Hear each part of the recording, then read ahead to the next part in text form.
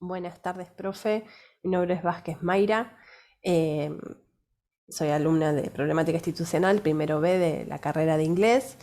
Y bueno, voy a proceder a grabar mi final con respecto a la relación entre la película, por ejemplo, El profesor, Detachment, eh, y la entrevista de Marie con los textos vistos durante el año. Voy a ir leyendo las respuestas a sus preguntas. La primera pregunta es el contexto social al que pertenece la escuela de la película, cómo podría categorizar la institución de acuerdo a los conceptos de Lidia Fernández. Bueno, en la película no se hace referencia explícita a las condiciones materiales de la comunidad educativa, pero sí podemos conocer a través de las actitudes de los alumnos que muchos provienen de hogares rotos, en situación de abandono emocional, y la institución es el reflejo de esto. Al comienzo el conflicto se da a nivel sistémico, donde se encasilla a la escuela como un establecimiento de repetidores, un depósito de casos perdidos, donde no se alcanza la nota requerida para seguir estando dentro del sistema. Esto provoca una serie de cambios y regulaciones a nivel jerárquico. Las categorías de análisis que podrían usarse, siguiendo el texto de Fernández, serían las de las condiciones preexistentes, ¿no? La escuela ya está considerada de una determinada manera y de ella se esperan resultados, ¿no? Otra categoría de análisis sería. Al no cumplirse estos resultados, este mandato, lo que entra en conflicto y se interpela por parte del alumnado es el estilo institucional, una ideología que manifiesta la concepción de lo que es la educación, que espera de sus alumnos un mínimo de producciones, pero esta ideología ignora por completo o no sabe cómo abordar los conflictos y las peculiaridades de su alumnado.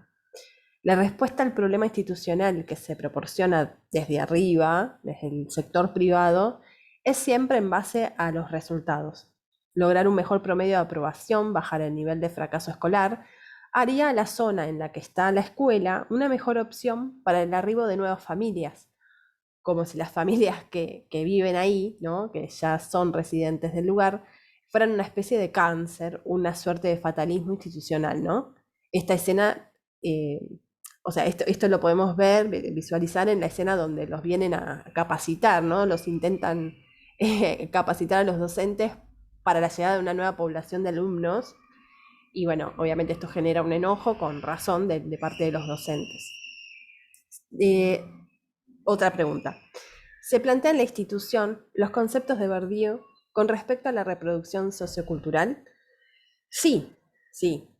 Al plantear el bajo rendimiento justamente de la institución y las pocas posibilidades de los alumnos de seguir con el estudio, una condena que la escuela parece aceptar como algo irreversible, y las actitudes de los alumnos que son violentos con los agentes, ¿no? Insultándolos, amenazándolos, como lo podemos ver en varias escenas, son indicadores de esta reproducción.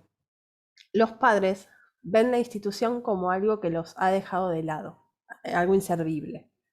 Una escena que da cuenta de esta postura es la de la noche de los padres, ¿sí? Casi al final de la película, donde nadie asiste y los profesores recuerdan cómo era antaño, repleta de música, voces, entusiasmo.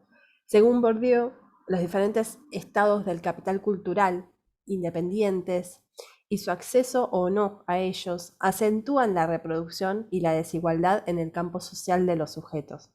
Así al capital incorporado, aquello que se tiene personal, espontáneo, se le suma el objetivado, acumulación de material de bienes culturales, ¿sí? Y el escolar, básicamente la titulación. Dentro del mercantilismo educativo, la ausencia o dificultad para la incorporación de algunos de estos capitales proporciona al sujeto en un plano de desigualdad, donde se materializa el poder simbólico, en tanto dominación. Es esta consciente imposibilidad de acceder a dicho capital cultural lo que podría explicar la violencia que se ejerce sobre la institución y sus agentes, ¿no?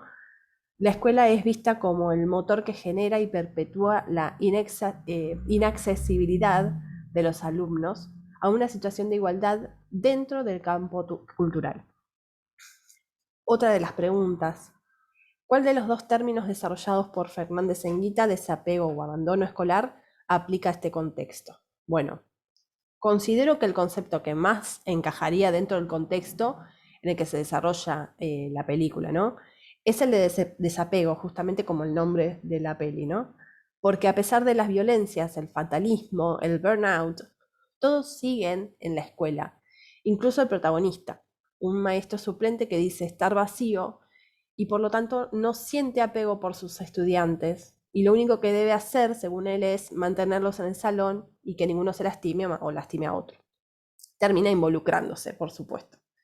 Incluso aquellos docentes que se sienten sobrepasados y terminan por desesperarse están comprometidos.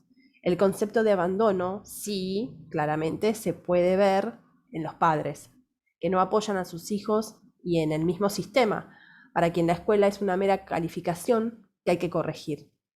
En tanto asumimos que el grueso de la comunidad pertenece a la clase media, ya que no se puede saber con seguridad, pero se intuye, podemos inferir que el desapego se da dentro de los valores expresivos. Es decir, la escuela aún representa algo para la familia, pero el alumno es un alienado dentro de ella que puede conseguir por fuera de sus muros lo que le interesa. Como sostiene Fernández Enguita, esto lo dice él, la reducción de la diversidad y la riqueza del conocimiento ahora disponible en todos los medios y formatos, la austeridad, la rigidez y la eventualidad y la eventual, esterilidad en las asignaturas convierte a la institución y a la experiencia escolar en una vivencia casi aplastante de aburrimiento.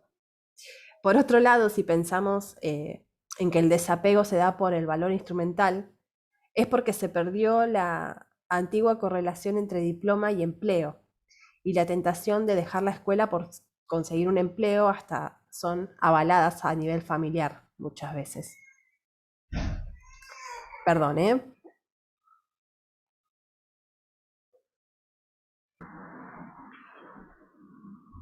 Continúo. Me complicó por los niños. Próxima pregunta con respecto a la película. ¿Podríamos introducir los conceptos vistos con respecto a la gramática escolar? Sí, claramente se vive un clima de mutación escolar, por ejemplo, cuando los docentes recuerdan cómo era antes, ¿no? La cultura escolar. Lo que vemos es que ante la mutación cultural y social, la escuela muta tarde, ¿no? Siempre llega más tarde. Es allí donde se genera el problema. La escuela cuenta con una gramática escolar, es decir, con reglas, estructuras particulares que ya no son acordes a la sociedad actual. Y todo esto se percibe en la película. Lo que claramente se puede visualizar en la película es el modelo pedagógico que utiliza el profesor en cuestión, ¿no? El protagonista. Él aceptó un cambio en la enseñanza que lo hace llegar a sus alumnos un poco más que el resto de los docentes. Luego, con respecto a la entrevista de Philippe Murieux, él menciona las características de una escuela inclusiva, de crear momentos donde los alumnos puedan ser vistos. Y usted nos pregunta si esto se puede encontrar, estas características en la película. Y la verdad es que no. La escuela no brinda espacios para la expresión de los alumnos. Siguiendo a Murieux, una escuela inclusiva tiene distintas características, como la posibilidad de otorgar tiempo, desacelerar el ritmo para brindar una participación comprensiva, dar el tiempo para pensar. Esta me parece que es una característica fundamental, porque en una educación con una pedagogía bancaria, como sostiene Freire, donde el saber es una moneda de cambio y no se apuntala la educación para la emancipación, donde cumplir con el programa ignora los tiempos de los alumnos, sus preocupaciones, no es verdaderamente una escuela inclusiva, aunque pretenda hacerlo. Para ser una escuela inclusiva se debe aplicar una pedagogía inclusiva. Que quizá podemos decir que sí la aplica el profesor, ¿no? Por contraposición, la pedagogía bancaria condena al alumno al desinterés y lo señala con dificultades, ¿no? Al alumno que tiene dificultades. Una escuela inclusiva es además un lugar donde prima la solidaridad, la construcción es colectiva. Por el contrario, en la escuela delineada, en la película, lo que vemos son mares de individualidades, ¿no? Soledades desbordadas. El contexto general sobrepasa lo que un individuo puede sobrellevar, ya sea docente o estudiante. Vemos mucho desborde, ¿no? Luego, usted nos menciona este dicho de Marie: los alumnos cuando son grandes nunca hacen aquello que se les ha dicho que hagan, sino que hacen aquello que hemos hecho con ellos, ¿no? Y si estoy de acuerdo, sí, estoy de acuerdo con esto de educar con el ejemplo, ¿no? Se debe prestar atención no solo al resultado, o sea, fracaso o abandono, sino que también, y más importante, se debe prestar atención al proceso de enseñanza. Debe haber una coherencia entre lo que se dice y lo que se hace, ya que los alumnos muchas veces replican. El modelo pedagógico que se ofrece debe tener sentido.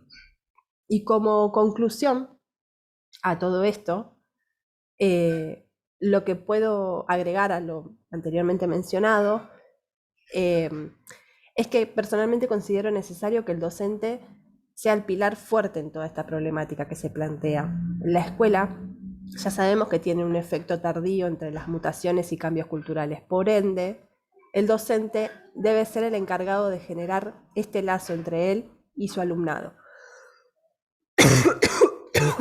Perdón. Para que el resultado sea positivo o por lo menos se acerque. Si el campo cultural del alumno no ayuda, es el docente el que debe darle el sentido a su trayectoria escolar, proporcionando las herramientas pedagógicas que hagan del alumno un sujeto individual, democrático y pensante. Debe proveer una educación inclusiva con pedagogía inclusiva, ¿no? Para que resulte. Todo esto haría que los resultados no sean ni el desapego ni el abandono, y sí se lograría o se acercaría a lograr el éxito escolar. Bueno, profe, perdón por la grabación accidentada, pero bueno, espero que le haya gustado y bueno, acá estoy. Muchas gracias, profe.